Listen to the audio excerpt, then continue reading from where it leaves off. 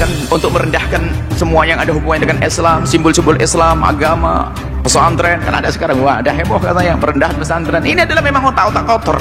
Kalau ingin mengkritik caranya ada dong. Padahal belum tentu kesalahan di tempat tersebut, hanya dipotret, dikemas, diceritakan itu bentuk kesalahan. Fitnah lagi sudah.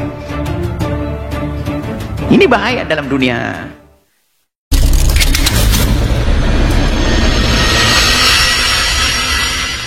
Sebuah badai besar tengah mengguncang jagat media usai dugaan konspirasi beraroma politik agama yang menyeret nama besar Trans 7 yang berhadapan langsung dengan pondok pesantren Lirboyo yang menjadi simbol kokoh tradisi keagamaan Ahlus Sunnah wal Jamaah, yang menjadi sinyal bahwa pertarungan ini bukan sekedar sengketa konten tetapi diduga sebagai serangan ideologis yang terstruktur.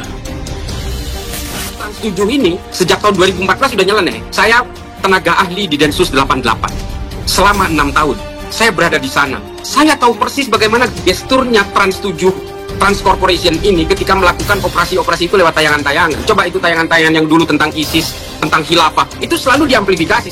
Program Expose Unsensor yang memantik amarah publik bukanlah kebetulan siar. Dari penelusuran sejumlah rekam jejak siaran, pola serangan mencurigakan ini telah berulang sejak 2014 dan selalu menyentuh isu-isu sensitif umat Islam, mulai dari perdebatan bid'ah maulid Nabi, tradisi tabaruk, hingga politik agama ekstrim.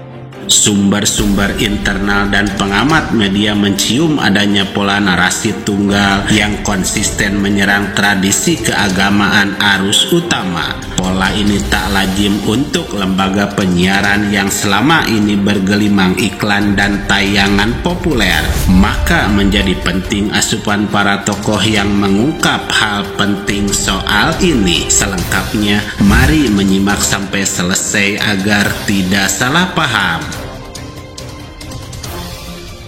Sekarang adakan untuk merendahkan semua yang ada hubungannya dengan Islam, simbol-simbol Islam, agama, pesantren. Kan ada sekarang, wah ada heboh katanya perendahan pesantren. Ini adalah memang otak-otak kotor.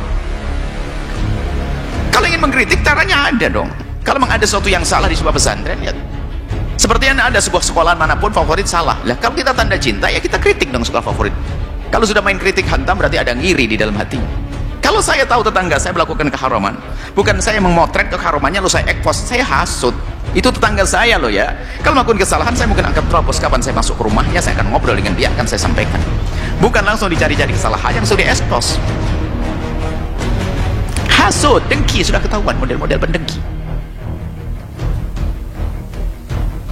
Padahal belum tentu kesalahan di tempat tersebut, hanya dipotret, dikemas, diceritakan itu bentuk kesalahan. Fitnah lagi sudah. Ini bahaya dalam dunia kabar mengkabari itu, dunia informasi itu seram. Secara ekonomi, langkah Trans 7 ini tidak rasional. Mengapa media mapan dengan pendapatan stabil nekat memproduksi konten yang berpotensi menghancurkan reputasi sendiri dan memicu boikot nasional? Program ini jelas bukan sumber utama keuntungan, tapi tetap diberi ruang tayang. Para pengamat menilai ada indikasi motif ideologis yang jauh lebih kuat daripada rating dan motif komersial. Seperti kata Islah Bahrawi yang sempat menyinggung konsistensi mencurigakan Trans 7 dalam menayangkan isu-isu seputar khilafah dan ISIS di masa lalu. Pernyataannya menguatkan dugaan adanya narasi sistematis yang ditanamkan secara perlahan ke ruang publik. Seperti hal yang terjadi pada PH Sandika Widya Cinema, sebuah rumah produksi yang sebelumnya dikenal dengan tayangan hiburan ringan, namun secara mengejutkan mereka tiba-tiba membuat konten investigasi dengan nada konfrontatif terhadap ulama dan pesantren. Langkah ini disebut tidak masuk akal dalam etika jurnalistik. Mengapa sebuah PH Infotainment mengambil risiko hukum, reputasi, dan bisnis hanya untuk tayangan yang menyerang tradisi keagamaan? Trans 7 ini tidak mencerminkan sebagai media nasional yang bagus, tidak memberikan contoh yang bagus, malah menjelek-jelekkan. Masya Allah, pondok pesantren Lirboyo, saudara. Kau menjelek-jelekkan pondok pesantren Lirboyo, itu artinya seluruh Indonesia kena semua. Di situ ada Baye Anwar. Itu siapa sih wanita yang bicaranya Masya Allah kotor banget. Saya pun mendengarkan itu sampai risih. Kiai tambah kaya karena ada yang ngesot, dianggap santri ini budak, dianggap begono begini, menyetor keuangan, dan itu tidak pantas. Ya, Anda itu media besar, Trans 7 itu media besar, tetapi kali ini kau kecolongan, saudara. Siapa di balik Anda? Kalau Anda itu tak pernah mondok, jangan komentar yang aneh-aneh, saudara. Dampaknya sangat luar biasa. Seperti dalam jejak beberapa tayangan dari Trans 7 yang menyudutkan praktik keagamaan NU, dari perayaan Maulid Nabi hingga tradisi Tabaru yang membuktikan sejalan dengan doktrin Wahabi dan kelompok ex-HTI. Bagi banyak pihak, ini bukan sekedar tayangan, tapi ini adalah sebuah propaganda terselubung. Dan saya sudah ingatkan dari beberapa bulan yang lalu, ingat, ini bukan hanya habaib yang akan dimusuhi. Besok begitu habaib sudah mereka hancurkan, mereka akan hancurkan kiai, mereka akan hancurkan pesantren, mereka akan hancurkan santri, saudara. Dan hari ini terbukti, saudara.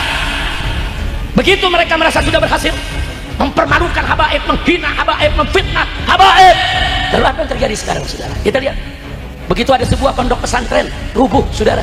Pondok pesantren bersejarah, itu pondok pesantren tua Al-Khazini, saudara. Pondok pesantren Buduran di Pasuruan, saudara. Sidoarjo, saudara, Jawa Timur. Apa yang terjadi? Oh, langsung digoreng sama mereka yang anti-Islam. Digoreng, kiainya dimaki-maki, kiainya disalahkan, saudara. Bahkan kiainya dituntut supaya dipenjara. Dianggap itu kejahatan kiai, kejahatan pesantren, saudara. Nggak sampai di situ. Video kerjasama santri membangun pondok pesantren Lirboyo, saudara, yang sekian lantai. Itu lagi ngedor, biasa santri kerjasama, betul? Wah, langsung diekspos. Apa dia bilang? Lihat tuh pesantren Lirboyo, santri diperbudak, kiai-kiainya jahat, kurang ajar. Kurang ajar tidak? Kurang ajar tidak? Pondok-pondok pesantren mulai dihina. Anda buka medsos, Anda buka Twitter, saudara. Anda buka TikTok di mana-mana. Kiai dihina-hina, pesantren dihina-hina. Mereka terus cari-cari dasar, saudara, cari-cari celah untuk menghina semua pesantren. Betul? Betul? Sampai, saudara, pimpinan Lirboyo, saudara Al-Mukarram Muhtaram Kiai Haji Anwar Mansur, saudara. Beliau adalah keturunan yang kesekian daripada pendiri, yaitu pondok pesantren Lirboyo, saudara. Kiai yang sudah sepuh, kiai yang tiap hari ngajar berdasarkan kesaksian para santrinya, saudara. Itu dari jam 7 pagi sampai jam 12 nggak bergerak dan tempat duduknya, saudara. Buka kitab, bacakan, saudara. Hanya hal-hal yang sepele. Itu kiai dicaci maki, itu kiai direndahkan. Kurang ajar tidak? Insya Allah, saudara, hati-hati ya. Kemarin habaib yang diserang, sekarang lagi giliran kiai. Ini giliran santri-santri, saudara. Ada yang bilang itu kehidupan pesantren, kehidupan feodalisme. Itu kehidupan memperbudak, santri diperbudak, santri disuruh kerja, saudara. Bahkan nggak sampai di situ, kejelekan oknum-oknum di pondok-pondok pesantren, berbagai pondok pesantren diangkat. Ada oknum yang memperkosa, ada oknum yang bicara jelek, ada oknum yang berperilaku tidak baik. Itu dijadikan dasar semua pesantren, saudara, dianggap, saudara, tempat sampah kejelekan. Kurang ajar tidak? Kurang ajar tidak? Meski tekanan publik membuahkan hasil cepat, Trans 7 resmi memutus kontrak dengan PH Sandika Widya Cinema dan menghentikan program Expose Unsensor. Polisi kini menyelidiki sejumlah pihak termasuk narator Dira Larasati dan tim penulis naskah atas dugaan ujaran kebencian sejumlah tokoh Islam berpengaruh. Yang kini kasus ini bukan lagi sekedar polemik media, ini telah menjadi alarm nasional tentang infiltrasi ideologi ekstrim ke ruang publik. Kasus Trans 7 dan para kiai serta pesantren Lirboyo menjadi pelajaran keras bahwa media bukan sekedar hiburan atau informasi, tapi juga alat membentuk opini. Ketika ruang siar disusupi ideologi ekstrim, yang terancam bukan hanya citra lembaga, tapi keuntungan bangsa, umat, pemangku kebijakan, dan pengelola media dituntut untuk lebih waspada dan cerdas menyaring narasi. Karena propaganda politik agama bukan lagi teori konspirasi, ia bisa menyaru dalam bentuk tayangan ringan dalam konten investigasi yang menggoda rasa ingin tahu publik.